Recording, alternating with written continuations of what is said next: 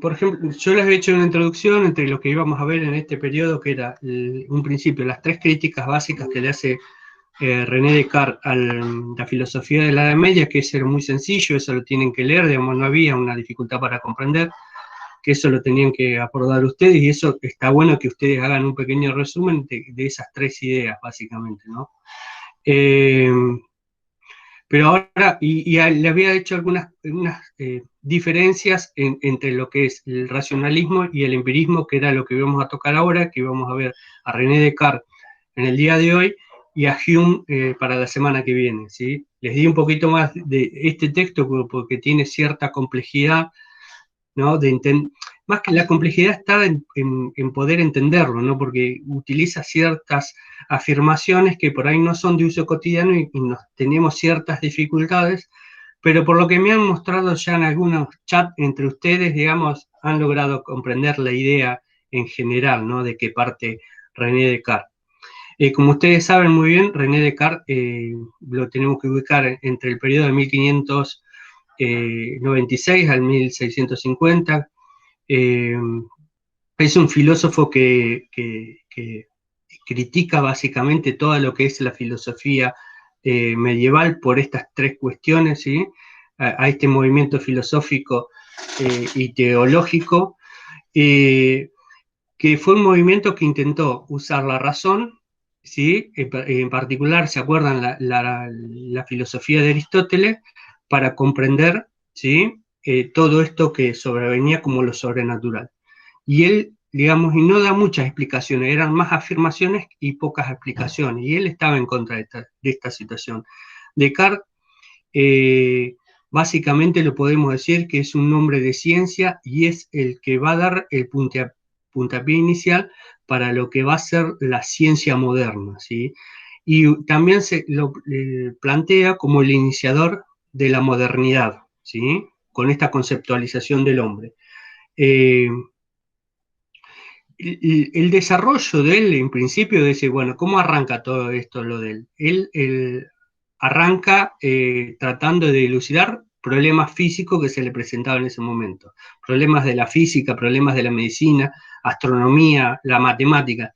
Digamos que en ese momento los pensadores eran un poco de todos y al mismo tiempo no eran varias cosas a la vez, digamos. Serían como, si alguna vieron la serie MacGyver, bueno, eran como medio medios MacGyver en estos aspectos, digamos. Eh, esto la pregunta sería, bueno, sería porque no había internet, no había Netflix, digamos, uno tenía el tiempo de ocio, digamos, y podía decir, bueno, tener diferentes miradas, ¿no?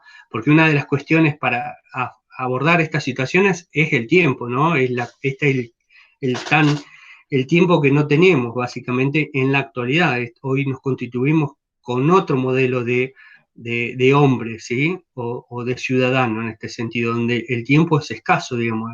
Hoy es la inmediatez, la rapidez, ¿sí? Y la abundancia de información. ¿Qué es lo que le está pasando a ustedes en el día de hoy? ¿Sí? Entonces, pero él se centra básicamente en el interés de las matemáticas, ¿sí?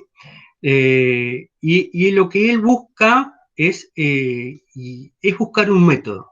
Y la ciencia después va a tomar esto, como decir, bueno, para hacer ciencia algo tiene que utilizar un método, una forma de investigar, una forma de explicar todo de un modo más bien matemático, más bien racional. Y por eso que él lo vamos a meter en la parte de la biblioteca del racionalismo, ¿sí? Eh, adoptar a un conocimiento, una teoría del conocimiento, como decía, racionalista. Entonces a él lo ubicamos entre la biblioteca de los racionalistas, ¿sí? Aparte, él conceptualiza la ciencia como un saber aplicado, ¿sí? Que ha de, digamos, el objetivo para él de este saber aplicado tiene que necesariamente que contribuir al bienestar del ser humano, ¿sí? De todos nosotros. Digamos, ese es el objetivo que en principio se puede decir que tiene la ciencia para él, ¿sí? Él arranca de una idea, de un idealismo, ¿sí? Como una meta casi subjetiva, casi le podríamos decir utópica, ¿sí? casi utópica en el sentido que prácticamente inalcanzable, ¿no? Porque era un idealismo tan potente que se podría pensar que no se podría llegar. Pero bueno, eso es, digamos, el esperando, la esperanza, ese camino que nos hace andar, ¿no? Nosotros, digamos, avanzamos en la vida siempre a través de esperanzas, ¿no? A ustedes los moviliza el estudiar, el estar sentado en la silla, ¿no? Por la esperanza, esa idea que tienen de poder ser el día de mañana docentes, ¿sí? Y en ese camino van a encontrar muchísimas vicisitudes, como las están atravesando, y ahí va a estar la capacidad de ustedes, la inteligencia de ustedes, de poder sortear cada una de esas dificultades. A él le pasa exactamente lo mismo, ¿no? Porque él, aparte de un idealismo tan subjetivo, se va a encontrar con piedras en el camino, ¿sí? Que inclusive hasta este sentir del propio Dios, que después lo va a acomodar a sus necesidades también, ¿no? Como lo vamos a ver más tarde y como ustedes estuvieron leyendo y algunos ya me estuvieron comentando, digamos, qué papel o qué rol juega Dios en este racionalismo de Descartes, ¿no? Descartes lo que trata de poner o de instalar es un método, que hasta el momento no se había pensado en decir, bueno, un método. Comienza a afirmar entonces la necesidad de darle al conocimiento un método riguroso, metódico, ¿sí? Valga la redundancia. ¿Esto qué quiere decir? Digamos, ciertos tips que se deben cumplir, ¿no? Sí o sí para convertirse en ciencia, ¿sí? Y en este método riguroso lo que él exigía es la fundamentación, la explicación, el porqué, ¿no? Muchas veces el sentido común, que es lo que yo he visto a través de cada una de las preguntas que yo hago a ustedes, le falta el porqué. Me dicen una afirmación, pero es como que le falta, bueno, ¿por qué? ¿Por qué tengo miedo a? ¿Sí? Él le interesaba eso, la fundamentación. Entonces Descartes en esto va a empezar a esbozar una especie de autobiografía intelectual y un análisis de la situación del saber en ese momento, ¿sí? En el que él determina más básicamente o llega o arriba a una conclusión un poco decepcionante para decir, salvo la matemática. Esto nos está diciendo dos cuestiones. Que cuando yo digo excepto las matemáticas, es todo lo que queda por afuera en este sentido, ¿no? Que son las ciencias sociales, las ciencias humanísticas, que tiene una complejidad, ¿no? Para utilizar un método X. ¿Por qué? Porque está atravesado por la subjetividad, por lo ideológico también en ese sentido. Y si vamos un poco más psicoanalista, está por el deseo propio. Porque yo cuando expreso desde lo social una idea, siempre hay una intencionalidad, ¿sí? Y en esa intencionalidad hay un poder de imponer mi idea sobre el otro, ¿no? Fíjense, en el orden social, fíjense que lo que nos está pasando. Entonces la matemática en este sentido es más neutra con lo subjetivo. Entonces por él se sentía muy bien lo que es la matemática, ¿sí? Porque es puramente es puro razonamiento lógico. Y ahí no tenía la interferencia de lo subjetivo, ¿sí? En este sentido, de decir, es igual a B, B es igual a C, por lo tanto entendemos que C es igual a A, digamos, no hay una interferencia desde lo ideológico en ese sentido, por eso se siente él mucho más cómodo, ¿sí? Todo lo que estudió en esto, digamos, resulta entonces de todas estas contradicciones que él pone, todos estos palos en la rueda que él se le pone, digamos, él va a ir avanzando, ¿no? Y entonces en este camino se propone un objetivo que es la de dar al conocimiento un fundamento nuevo, ¿sí? Acuérdense que venimos de la Edad Media, ¿sí? Donde no había explicaciones del porqué, sino que era puesta la razón en la fe que se ponía en la creencia de Dios, ¿sí? Entonces él tiene que dar nuevos mecanismos, ¿sí? Esto para él no es ni más ni menos que encontrar un método que asegure la validez, ¿sí? Esta validez o verdad que la filosofía de la Edad Media no buscaba. Y en la filosofía antigua que vimos antes, digamos, no interesaba tanto la validez, sino tanto más los argumentos, cómo yo argumentaba básicamente. Pero ahora sí se va a poner mucho hincapié en la verdad y la validez, y eso va a pasar hasta que llegan los posmodernos, que los podemos nombrar como posmodernos a Foucault, lo podemos poner a Nietzsche, a Marx, a Freud, ¿sí? Un psicoanalista, que van a empezar a contradecir esto que planteó Descartes, porque todo esto nosotros hasta ese momento, hasta inicios del siglo XX, ¿sí? Y hasta después de la Segunda Guerra Mundial, yo creo que el quiebre se hace del pensamiento después de la Segunda Guerra Mundial, en donde se empiezan a preguntar y rescatar estos conceptos de Freud, de Nietzsche y demás, de decir, bueno, ¿somos seres racionales? ¿No? Es una pregunta que es válida en este sentido en la Segunda Guerra Mundial, donde matamos judíos porque creíamos que eran las causas de nuestros males como humanidad, ¿sí? Más allá que sean facciones después que lo hagan. Entonces, esto como seres humanos, porque eso, si somos tan racionales, ¿por qué matamos un otro? ¿No? Una pregunta tan sencilla como esa. Entonces ahí vienen todos estos posmodernos, digamos, con nuevas conceptualizaciones, porque hasta el momento éramos los seres racionales, ¿sí? Que la teníamos más clara en el mundo de la naturaleza. Pero volviendo a Descartes, se va a establecer este método, ¿no? Que se inspira básicamente en las matemáticas, ¿sí? Y que queda sujeto a varios preceptos o reglas. Como ustedes habrán visto, habrán leído, ¿sí? Él va a reducir en 4 reglas sencillas, ¿sí? Pero dentro de esas 4 reglas sencillas las vamos a dividir en la 1 y la 2, ¿sí? Es lo que dice, lo que primero va es la intuición y luego la deducción. No sé si alcanzaron a leer esa parte, esa metodología, ¿no?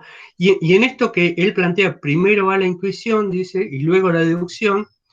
En la intuición, primero, ¿qué entendemos? ¿No? Tenemos que delucidar qué entendemos por intuición, o qué entendía Descartes para intuición. Descartes lo que entiende que es la intuición es la evidencia racional y puramente intelectual en ese sentido. Es en el acto, ¿sí? Y es en el acto central el momento analítico para él, que es el primer paso a toda investigación científica, ¿sí? Así las 2 primeras reglas que él va a introducir en este primer momento, estas 2 primeras reglas del método son el medio para llegar a la intuición intelectual. Y la primera regla, ¿sí? Consiste en no aceptar jamás como verdadera idea alguna sin conocer con evidencia, a través de la intuición intelectual, que lo sea verdadera. Conocer una idea como evidente es conocerla con claridad y distinción. La claridad de una idea depende de su validación, depende de que su validación ocurra a la sola luz de la razón, ¿sí? La distinción acá supone que lo contenido en la idea no sea dependiente de ni equiparable a ninguna otra idea. Esta primera regla supone la obligación de dudar de todo lo que se pueda dudar, ¿sí? Y acá fíjense que empieza como regla esencial el tema de la duda, ¿sí? Y que después, digamos, cuando avancemos un poquito, esto que por ahí parece complejo, lo vamos a entender más fácilmente, y yo creo que algunos ya lo entendieron, como es esto, por qué pone como duda a dudar de todo lo que está dado, ¿sí? Y en esta primera parte, que es la intuición, la segunda regla es la regla del análisis, en donde lo que se busca es dividir cada una de las dificultades a examinar en tantas partes como sea posible, ¿sí? Vieron que esto, muchas veces cuando nosotros tenemos un problema matemático que es difícil, y nosotros como docentes muchas veces le decimos, bueno, vamos a leer por parte el problema, ¿sí? Entonces, este ordenar con parte es darle un orden a la situación problemática. Es encontrarle un orden, un sentido, la búsqueda del sentido sería esto, ¿sí? ¿Para qué? Para que nosotros podamos obtener la mejor solución posible, ¿sí? Este análisis para Descartes consiste en la determinación exacta, o sea, la determinación exacta del problema sería ubicar el problema. Bueno, es decir, bueno, ¿qué problema, a qué problema estoy enfrentado? ¿Sí? Muchas veces nosotros cotidianamente tenemos solucionamos diversos problemas, ¿sí? Que la mayoría de los diversos problemas los solucionamos casi de manera intuitiva, de manera mecánica, sin ponernos a pensar. Por ejemplo, yo me subo arriba de la bicicleta, digamos, yo para andar en bicicleta ya lo tengo resuelto porque lo hago mecánicamente, ¿sí? Pero si ante una nueva situación, qué sé yo, me dicen, bueno, tenés que empezar a andar en patines, ahí se me complica la situación. Bueno, empiezo a delimitar mi problema, ubicar mi problema, bueno, tengo un gran problema de equilibrio, entonces, ¿cómo soluciono eso? Entonces voy desarmando todo eso, bueno, ¿qué hago primero, qué hago segundo? ¿Sí? Hasta que lo automatice y resuelvo el problema. Básicamente lo que está eh, planteando Descartes es esto, la regla del análisis, es desmembrar ese enunciado que yo tengo como problema, ¿sí? Y esto nos puede servir para la vida cotidiana, para resolver muchos problemas, muchas dificultades que se nos presentan a nosotros a diario, ¿sí? Desde de índole, qué sé yo, de lo económico, de resolver un problema, de decir, bueno, mañana me quiero construir mi casa, bueno, ¿qué es lo que necesito? Digamos, como problema, entonces, o quiero realizar un emprendimiento, que es, en sí mismo es un problema, a ver cómo me organizo, cómo consigo los productos, cómo hago la producción, dónde la hago, todas esas decisiones, digamos, es producto de un análisis que hago. Entonces, fíjense que ese problema de decir, bueno, quiero hacer un emprendimiento, estoy haciendo un desmembramiento del problema, ¿sí? Bien, eso es la intuición, básicamente. El tema de la deducción refiere al acto, en ese acto de entendimiento, por el cual empieza a hacer un ordenamiento racional de la realidad, ¿sí? Esto es como empezar a buscar los pros y los contras de este microemprendimiento, por así decirlo, ¿sí? A la vez dicho, este acto, ¿sí? Este momento, este espacio se achica, ¿sí? El achicar la situación problemática, achicar la situación de investigación. Las reglas que se refieren a esta instancia de la deducción es la regla de síntesis, esto es conducir, ordenar los pensamientos, ordenar mis pensamientos, comenzando por dónde, por lo complejo, por lo simple. Obviamente que voy a empezar por lo que es más cercano a mí, por lo simple, ¿sí? Aquello que puedo manejar, aquello que está a mi alcance, para poder ir hacia aquello que no alcanzo, digamos, es como siempre decimos, bueno, hay que ir de menor a mayor. Yo tengo un problema de sobrepeso y me dicen el médico que tengo que ir a correr. Bueno, no me voy a correr una maratón de 40 kilómetros, voy a empezar por 2 kilómetros, dentro de un mes 5 kilómetros, entonces eso, digamos, es ir de menor a mayor, porque si yo digo, me corro los 40 kilómetros hora para adelgazar, primero estoy planteando mal, estoy haciendo mal la regla de análisis, la número 2, ¿sí? Me reviento y ya no quiero correr más, voy a odiar el correr, en ese sentido. Y después, la cuarta regla sería para él la enumeración, ¿sí? Y acá lo que se trata de buscar es la comprobación de la validez del análisis y de la síntesis, ¿sí? Comprobando que las reglas se han aplicado bien a lo largo de todo el proceso, ¿sí? O sea que esta sería la conclusión. Bueno, acá analizo, básicamente, bueno, si la regla 1, la 2 y la 3, básicamente la llevé adelante de buena manera, ¿sí? Eso más o menos son las reglas. Pero bueno, en la cuestión metafísica de Descartes o cartesiana, como muchas veces lo van a ver, a Descartes también se lo denominó muchas veces el mecanicismo, ¿sí? O mecanicista. En esta metafísica cartesiana, la primera regla que estuvimos hablando del método obliga a no aceptar como verdadera, ¿no? Esta primera regla que habíamos hecho, no aceptar como algo verdadero, cosa o idea, sin conocer evidencia que lo sea, ¿sí? Esto lo tendríamos que pegar, vieron en, qué sé yo, en la almohada, no porque se duermen y no lo ven, en la pared, en la cocina, donde estén tomando mate, lo pueden decir, dice, para Descartes, digamos, la regla que yo tendría que hacer, si estoy dentro del racionalismo, ¿sí? No aceptar como verdadero cosa o idea alguna sin conocer la evidencia que lo sea, ¿sí? Un ejemplo, muchas veces nosotros a priori, de sentido común, tomamos como verdadera esto de lo que dicen los medios de comunicación. Sea blanco o negro, ¿sí? Acá no nos vamos a poner a discutir ideologías, porque todos los medios de comunicación tienen una ideología y una intencionalidad que no vamos a discutir ahora. Pero, digamos, todo lo que me diga un medio de comunicación muchas veces lo tomo como verdadero, ¿sí? Y es esta cuestión por ahí de que escuchamos permanentemente de la inseguridad. Y que eso nosotros inconscientemente o presumiblemente nos lleva a la idea que nosotros también vivimos la inseguridad. Nosotros que estamos en la playa, 500 kilómetros, ¿no? Nosotros vemos una realidad de 500 kilómetros y la traspolamos acá, la transferimos acá y como que también nos sentimos en cierta inseguridad. Y nosotros analizamos, ¿no? A través de esto del análisis, ponemos a duda, nosotros no estamos en términos generales inseguros, no vivimos una incertidumbre de inseguridad. ¿Sí? Que salgo a la calle y me van a robar, que me van a matar. No pasemos eso.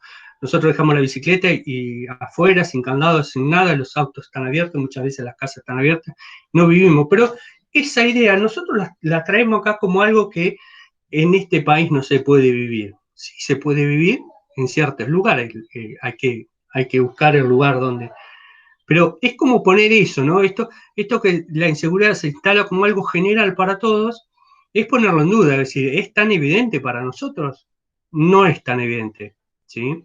Entonces, lo que plantea acá, básicamente, Descartes, es la duda metódica, ¿no? La duda como método para elucidar todo esto. Siempre acuérdense que estamos dentro de lo que es el racionalismo, ¿sí? Esto vayan tomando nota, vayan eh, teniendo esta idea, porque después los vamos a contraponer un poquito con lo que es el empirismo, ¿sí? o todo el conocimiento que viene dado a través de la experiencia, que en el cual yo estoy convencido de que no es ni blanco ni negro, sino tenemos que hacer un gris en esto, ¿sí? Pero bueno, ahora nos tenemos que acercar a esta idea del racionalismo y tratar de comprenderla e interpretarla. La mejor forma de que uno puede saber si es posible contar con alguna idea verdadera, ¿no? Que es lo que plantea Descartes, de forma clara, distinta, es el ponernos a dudar de todo, ¿sí? Ustedes van a decir, bueno, vamos a ser escépticos esto de que por ahí fue un juego ahí del WhatsApp, ¿no? Empezar a dudar de todo. Tampoco podemos llegar al extremo que llegó Pirrón, digamos que decidió dejar de hablar, dice, porque si hablaba era él decía que el conocimiento no existía y si él emitía algún sonido es como de reconocer que el conocimiento existía, entonces, digamos, no llegar al escepticismo total, ¿sí? Pero bueno, es empezar algunas cosas que vienen dadas. En algunas cuestiones, digamos, no vamos a dudar de todo, pero sí en otras, en lo que se refiere a algunas cuestiones, sí es necesario dudar, ¿sí? Como esto de que yo les planteé un poco de que nos enseñan de determinada manera la revolución de mayo y decir, ¿y por qué no puede haber otra posibilidad de esto? ¿Por qué no está el otro costado? Pero eso es una pregunta que nosotros nos tenemos que hacer. Entonces Descartes entiende a esto la duda como un método para llegar a descubrir la verdad. Hoy en la actualidad, digamos, la duda no sería para intentar llegar a la verdad, sino para poner en tela de juicio la verdad dada o establecida, para mostrarnos otras posibilidades, mostrarnos otras diversidades, mostrarnos otras singularidades. El sentido hoy sería otro, no el de establecer mi verdad sobre la verdad de ustedes, sino es mostrar todas las posibilidades que tiene. Fíjese que dejo de hablar de verdad, sino de interpretaciones de la realidad, ¿sí? Y esta duda, que por ahí en algún mensajito vi que habían utilizado la palabra hiperbólica, ¿sí? Una hiperbólica exagerada. Y en esto también va a afirmar algunas cuestiones, dice, en el cual dice, puedo dudar de las ideas, ¿sí? Aquí con los sentidos que conozco como sensaciones, los colores, los sonidos, los olores, ¿sí? Que él las llama como cualidades secundarias. Puedo dudar que sean verdaderas, es decir, de que correspondan con alguna realidad objetiva más allá de mi mente. Puedo suponer que no sean más que una serie de espejismos concatenados, ¿no? Un secuenciado, uno atado al otro, ¿sí? O a una gigantesca ilusión onírica, ¿sí? Lo onírico se refiere a los sueños, ¿sí? Fíjense, por eso yo siempre constantemente les hago, les hincho bastante en el tema de que cuando lean los textos tengan el diccionario a mano, porque hay unas cuantas palabras que me van a interpretar a qué se refiere. Muchas veces esto, ¿no? O lo onírico, la ilusión onírica, ¿no? Ese sueño que yo tengo cuando estoy durmiendo. Es una fantasía, una... Entonces, para comprender lo que me quiere decir. En esto, ¿no? De suponer que no sean que una serie de espejismos concatenados o una gigantesca ilusión. Acá se está refiriendo, digamos, básicamente a lo que el empirismo, ¿no? Esto ¿qué quiere decir? Más o menos lo que ya planteó Parménides en un momento. Parménides fue un presocrático que decía que el conocimiento que viene a través de los sentidos me engaña, ¿sí? Está diciendo básicamente eso. Acuérdense de que nosotros viajamos en un día muy caluroso en la ruta y vemos esa famosa agua, ¿no? Que cuando chiquito nos habrán hecho el chiste de decir, bueno, llegamos, caemos a la laguna, está lleno de agua, ¿no? Fíjense que en ese sentido podemos criticar al empirismo, decir, bueno, una imagen visual me está engañando, estoy viendo otra cosa, ¿sí? O le estoy dando otro sentido. Él básicamente está diciendo eso, que los sentidos me engañan porque estoy percibiendo mal la realidad. ¿Sí? Entonces, por él te va a decir que el conocimiento van a salir de las ideas que yo tenga, ¿no? Que se acuerdan de la clase anterior que básicamente hice la introducción.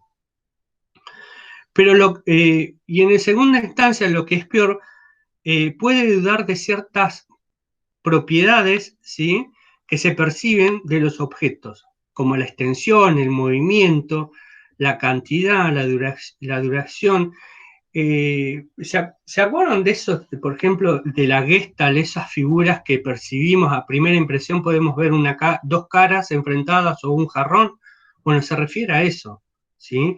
Cómo las dimensiones o esas líneas que dicen, bueno, se cruzan o no se cruzan, que son todas paralelas, y sabemos que las paralelas no se cruzan. Esos engaños de la percepción se refiere a esto, ¿no? Como el objeto nosotros podemos definir desde diferentes lugares.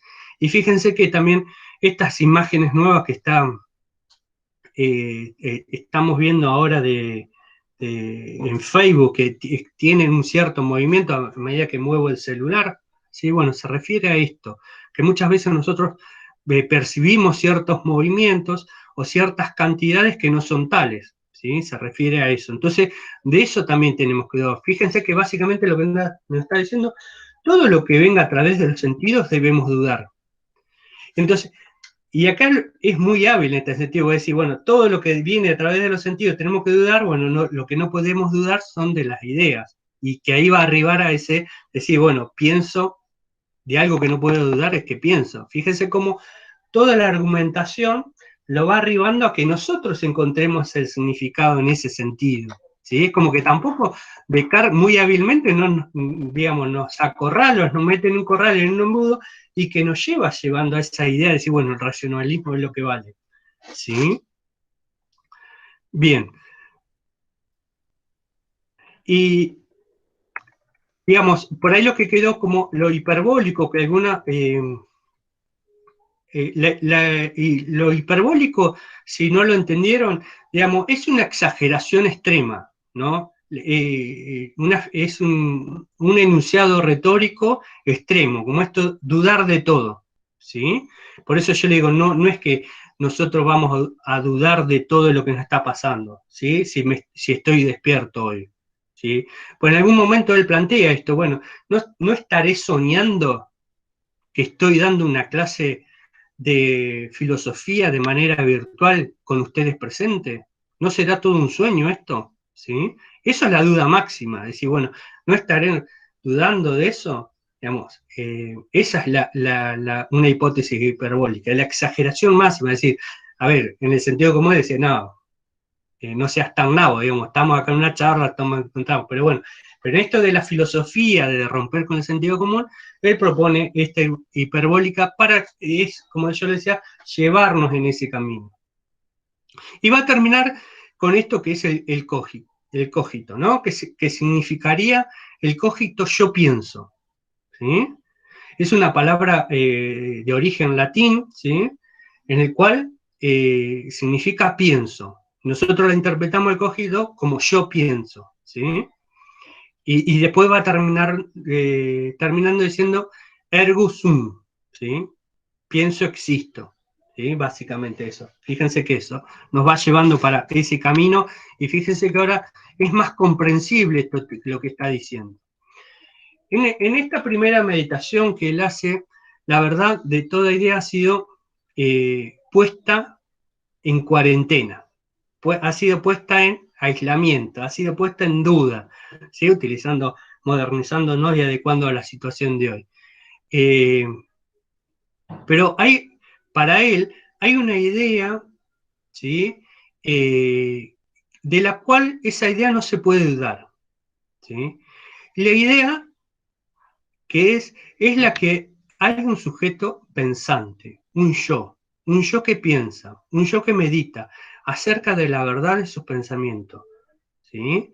Un ser que duda, y esto es el cogito ergo sum, pienso, luego existo, ¿no? Y acá medio que ustedes hoy a la tarde jugaron con esto muy acertadamente, estaban muy rumbeados en lo que se produjo en el chat de WhatsApp, y es que está buenísimo, digamos, y que también sirvió un poco que yo ahí me dio un broma y le dije, bueno, vieron que no es tan difícil hacer filosofía. Yo en algún momento me preguntó Marga, y que siempre se lo reitero, Marga me preguntaba, bueno, ¿por qué es tan difícil la filosofía? ¿No? Lo que pasa es que los filósofos le hicieron difícil como que fue privativo de un cierto sector del académico, ¿no? Y que estaba vedado para el resto. Fíjense que en las escuelas prácticamente no está, y que ahora con esto de la globalización, algunas cuestiones de algunos como, por ejemplo, Darío Zeta, que democratizaron la filosofía, fue una filosofía que al alcance de esto, es como que una filosofía que se vuelve hacia los orígenes, aquellos orígenes de Sócrates que andaba por las calles y hacía filosofía sin ningún pedido de certificado. Vos sos docente, vos sos filósofo, el cual todos podemos filosofar. Y eso quedó como vedado para el común de la gente, ¿no? Entonces, fíjense como que ustedes hoy a través de WhatsApp, creo que se permitieron, y eso es como que no estaba permitido filosofar, ¿no? Y que bueno, si usted cualquiera dice, estuve filosofando, seguramente el que escucha eso se les va a reír irónicamente. Vos filosofando, ¿no? Entonces, queda también el común de la gente vedar estas situaciones. Bien, volviendo. Y en esto también me quedaba el sentido, bueno, ¿qué pasa cuando hablamos de pensar, ¿no? Luego existo, pensar es poner en duda las cuestiones, aquellas afirmaciones que vienen dadas, es pensar más allá de lo cotidiano, ¿sí? De los problemas cotidianos que yo tengo todos los días. Pensar más allá de los problemas que voy a hacer de comer, qué hago de comer, sino pensar es trascender en mi pensamiento, ¿sí? Es ir un poco más, es pensar o autorreflexionar cuál es el sentido de mi vida, ¿no? Medianamente, cuando tomaron una decisión ustedes de seguir por este camino, tuvieron un pensamiento, un pensar fuera de lo cotidiano, ¿sí? Hicieron un quiebre de esa rutina cotidiana. Y cuando se refiere de Descartes, se refiere a esto, es romper con la monotonía cotidiana, digamos, ir a otros problemas, más de la existencia, más de la duda, más de aquellos orígenes de la filosofía, que eran la duda, las situaciones límites, y la duda, las situaciones límite, y se me escapó una. Bueno, terapia psicoterapia se me fue. Y mis ideas, en donde mis ideas podrán ser falsas, ¿sí? Mis ideas pueden ser falsas, podrán ser fruto de un engaño, ¿sí? Lo que él está convencido, mis ideas pueden ser falsas, pueden ser fruto de un engaño, pero es evidente que son ideas, es evidente que estoy pensando, ¿sí? Existen, ¿sí? Porque no solo porque son ideas, dejan de ser falsas, van a dejar de existir. Más allá de que mi idea, ¿esto qué quiere decir? Más allá de que mi idea sea falsa o errónea, ¿sí? No puede dejar de existir, es producto de mi pensamiento. Después, ¿esto qué quiere decir? Bueno, después discutamos si es falsa o verdadera, pero yo al pensar, genero ideas permanentemente, ¿sí? Yo les digo, bueno, piensen en cómo podemos cambiar nuestra calidad de vida. Y bueno, y entonces va a salir una lluvia de ideas, ¿sí? Puedo hacer esto, puedo hacer lo otro. Después, con esas ideas podemos estar equivocados, acertados o no, pero esas ideas, a lo mejor las pifíen todas, ¿sí? Pero no deja de ser idea. Y es ese mecanismo de pensar, de generar ideas, ese es lo que él dice, bueno, estoy pensando, estoy en actividad. La pregunta sería, como medio salió en el chat, de decir, bueno, ¿qué pasa si no pienso? Es como que estaríamos muertos.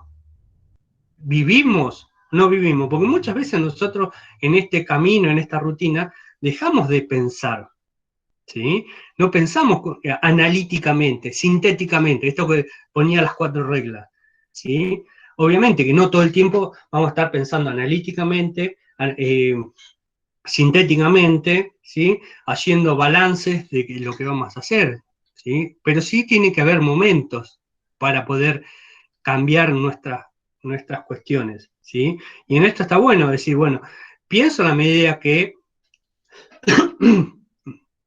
medida que pienso, soy, y en la medida que pienso, dejo de ser un robot, una maquinaria, un engranaje del consumo, del capitalismo, ¿sí? Soy alguien que se posiciona al frente al mundo y a la realidad. Si no, soy uno más. Esto es como que decir, bueno, quiero trascender. ¿Cómo puedo trascender? A través de mis ideas, ¿sí? Bien, como siempre me voy por las ramas. Bueno, pero ustedes ya me conocen, así que me van a perdonar.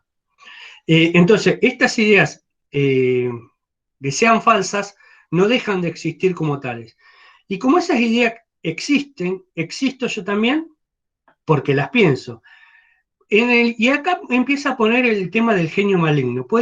Este genio maligno que puede engañarme cuanto quiera, ¿sí? Cuando quiera, en cualquier momento. Pero yo no podría ser engañado ni dudar sin existir. De esta forma, Descartes haya alguna forma al fin de alguna idea verdadera, ¿sí? ¿Y cuál sería la idea verdadera? De que pienso, luego existe. Esa es la idea verdadera que encuentra. Según la primera regla del método, ¿sí? Esta resulta aceptable para él, ¿sí? La preposición, entonces la proposición o la afirmación cogito ergo sum, pienso luego existo, se muestra con tal claridad y distinción que no puede por menos que afirmar que su verdad es todo lo evidente, ¿sí? Y esto básicamente es como va llegando a esta idea, ¿sí? Bueno, como yo les dije, el tiempo se nos terminó, se nos acotó porque tengo que ir a otra evaluación, ahora tengo que hacer de genio maligno, de malo de la película, ¿sí? Así que dejamos acá, que creo que básicamente queda un poquito la idea de esto para clarificar algunas cuestiones. Y yo les estaría mandando hoy a última hora de Hume sobre el empirismo, ¿sí? En el cual creo que le va a ser más fácil entenderlo, lo leen y terminamos con algunas cuestiones que por ahí nos pueden quedar al Descartes y arrancamos el viernes que viene. Espero que ya con un poquito más de tiempo, que no me llamen para hacer otra cosa. Y ya arrancamos con Hume, ¿sí? Que es el empirismo. Y acá, entonces ustedes lo que vayan pensando es tratar, cuando lean, es esta distinción entre empirismo y racionalismo. Si vayan haciéndose un cuadrito, una hojita aparte, no decir, bueno, el racionalismo propone esto, el empirismo propone esto otro, que algunas cuestiones yo se lo fui diciendo a ustedes. Así que bueno, chicas y chicos, nos vemos entonces el viernes, ¿les parece? Bueno, profe. Buenísimo, Alejandro. Sí, sí. Bueno, listo. Disculpen que me tenga que ir. Sí, pero bueno, nos encontramos el viernes. Igualmente, si tienen dudas, como siempre les digo, me mandan me mandan un WhatsApp y yo les contesto por privado. Acuérdense que a partir de las 6 les voy a responder. ¿Sí? Buenísimo, gracias. Genial, entonces nos vemos. Nos vemos. Chao. Bueno, pues adiós, que siga bien. Adiós. Buen fin de semana. Buen fin de semana, así es.